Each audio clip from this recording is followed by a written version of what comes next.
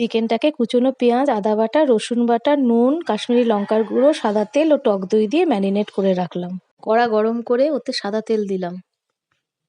তেল গরম করে কড়াইতে মেথি ফোড়ন দিলাম। তেলের মধ্যে তারপর রসুন বাটা দিলাম। রসুন বাটা দিয়ে খানিকক্ষণ নেড়ে চেড়ে নিলাম। ওর মধ্যে কয়েকটা কাঁচা লঙ্কা চিড়ে দিলাম, আবার ভালো করে নেড়ে নিলাম।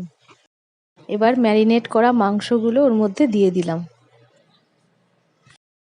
এবারে 5 মিনিটের মতো নাড়াচাড়া করে তারপর ঢাকা দিয়ে দিলাম। ঢাকাটা সরিয়ে আবার খানিকক্ষণ নেড়ে চেড়ে নিলাম। আরও কিছুক্ষণ নাড়াচাড়া করে নিলাম। নাড়াচাড়া করে খানিকটা কসুরি মেথি হাতে ম্যাশ করে ওতে দিয়ে দিলাম। কসুরি মেথি দিয়ে নেড়ে নামিয়ে নিলাম। রুটি, পরোটা, লাচ্ছা পরোটা যে কোনো কিছুর সাথে খেয়ে দেখবেন, খুব ভালো লাগবে।